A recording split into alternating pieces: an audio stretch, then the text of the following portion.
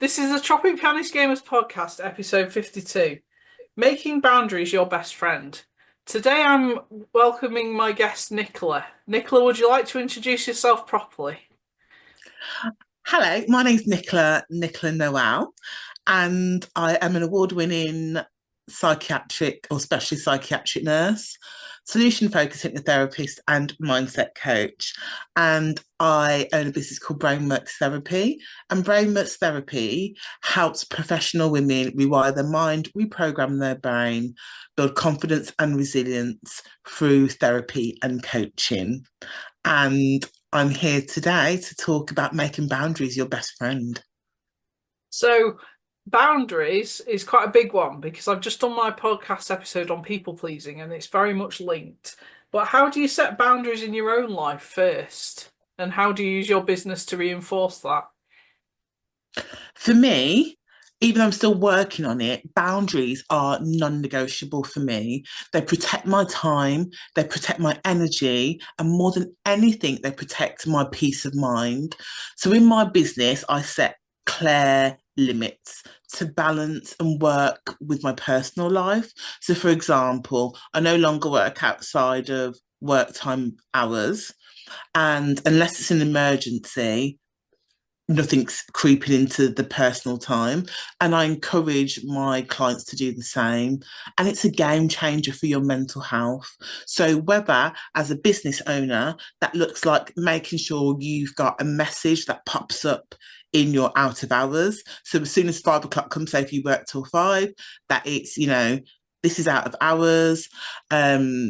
For instance, for us healthcare professionals or people who work in therapy, if it's an emergency because we're not a crisis team, present at A&E, call 999 or 111. Okay. So, how do you cope if someone crosses your boundaries? So it hasn't always been the case, but I've learned to address them calmly but assertively, and also realize that people are the star of their own show. So often when somebody crosses our boundaries, we feel that they've done it on purpose. They've done it maliciously. There might be some cases, but 99% of the time, it's because people are thinking about themselves. So it's not about you, it's about them. But taking 100% responsibility, what it may be about you is that you haven't stated what your boundaries are or what your needs or what your wants are.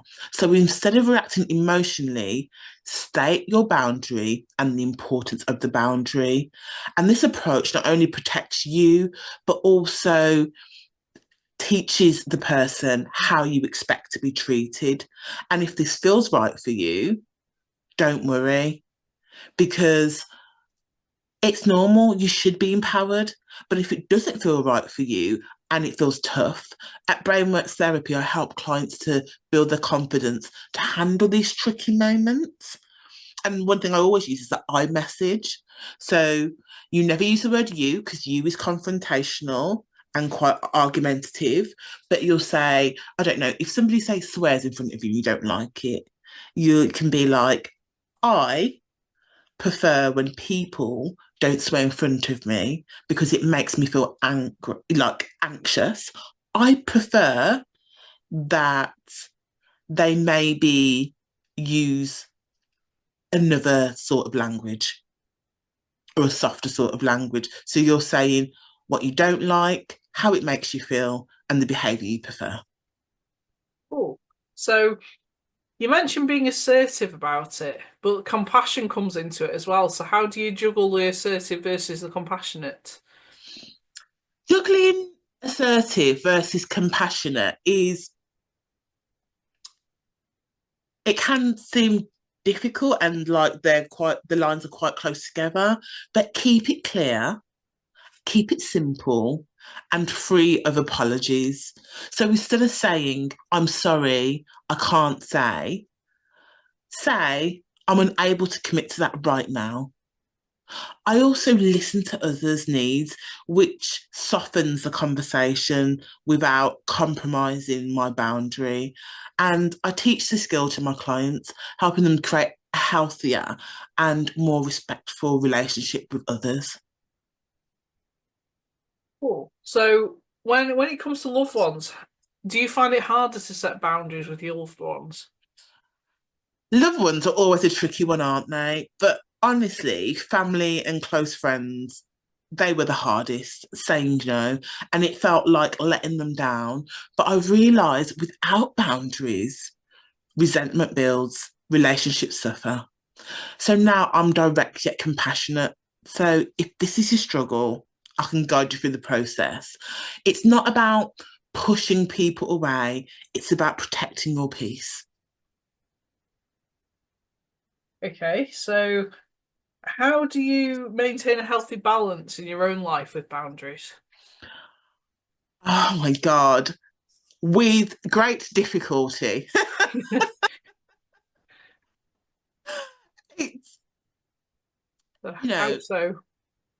it boils down to you're straddling that wave, aren't you? And so maintaining that healthy balance is making sure that you're putting yourself first. So one of the ways is when people write a to-do list, instead of writing a to-do list, why not write a completed list? You obviously have your non-negotiables that you need to do for the day. But when you write a done list, what you're doing is putting yourself at the top of the pyramid. And when you start saying, what do I need today? Or checking a few times and saying, what do I need today? What that does is that helps you then realize that when you prioritize yourself, the machine is well oiled and it works better. One of my networking friends calls it a to-do list. So Yes. I've come across that before, yeah. Um, so do you ever get guilty when enforcing your boundaries? Yes. So they're they're now self-rooted in self-worth, but it wasn't always that way. So guilt and people pleasing used to rule my decision making. So I rewired my mindset to understand that setting boundaries isn't selfish, it's necessary. And this is exactly what I teach my clients to recognize their worth and prioritize their well-being. Cool. So how do you actually help others in your business find their boundaries? Well, finding their boundaries is liberating. It's also helping them to find where they want to communicate from. It's helping them find their strength.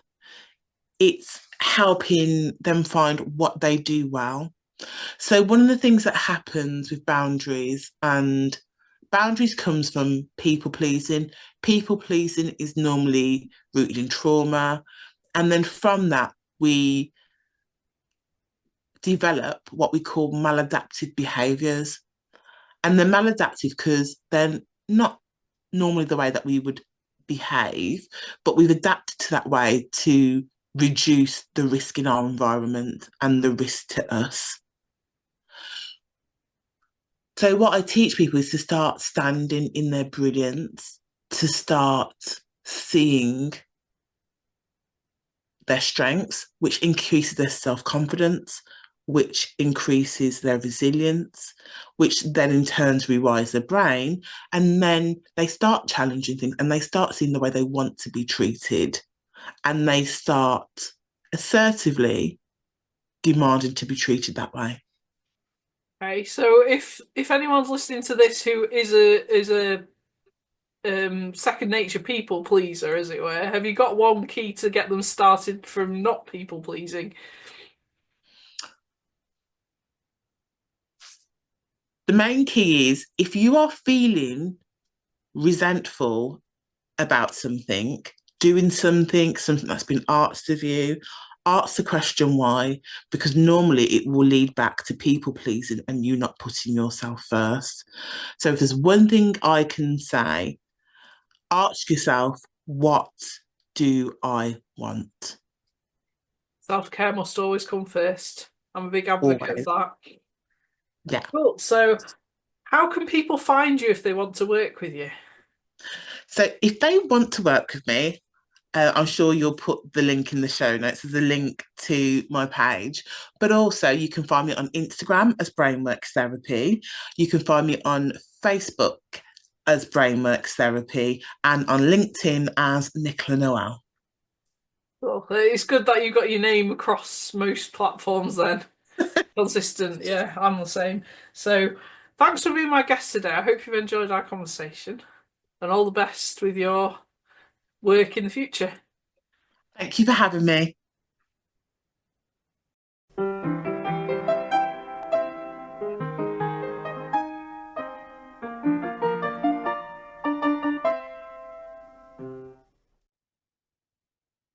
Hello, I'm Jackie from Jackie Thompson Hypno Wellbeing, based in beautiful North Wales. And I'm absolutely delighted to be this month's sponsor of Jen's podcast. Wellbeing is so much more than just a buzzword for me. It's the foundation of a happy, healthy life. Our mental, emotional, and physical health are all so deeply connected. And when we nurture one, we can transform the rest as well. My own journey to well-being started during a really tough time in my life. I was feeling lost and drained and stuck. But through healing and lots of inner child work and learning to reconnect with myself again, I discovered the incredible power of our thoughts and the mind-body connection. I like to think of it as the magic in your mind. So it's not just something I offer, it's something I've lived. And it's why I'm so well positioned to help others. So I'm here to help midlife women and anyone else ready for change to rediscover their sense of self, to let go of old baggage, and to create a happier, healthier, and more fulfilling life. I work with anyone who feels like life's challenges have weighed you down. Maybe that's down to stress, anxiety, self-doubt, or just a sense of being stuck. I work with people who are ready to make positive changes in their lives, who might just feel that they've lost a bit of something of themselves along the way. Does that sound familiar? Don't worry, you're not alone. And I'm here to help you find that spark again. My approach is all about creating a safe and supportive space, whether in person or online, where we can tackle whatever's holding you back. If it's stress, anxiety, or simply feeling stuck, it doesn't even matter if you don't really know what's holding you back right now. We'll use a blend of all my skills and the magic in your mind to help you feel lighter, happier, and more like you again. And I promise it's not all serious stuff. I like to keep things relaxed and friendly, maybe even a little fun. You'll leave feeling more confident, more in control, and ready to take on the world.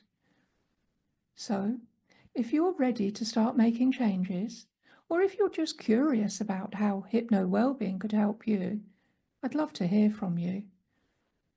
Remember, the magic in your mind is this. You have the power to create change, to feel better, and to see things differently, just by focusing your thoughts. Isn't that worth exploring?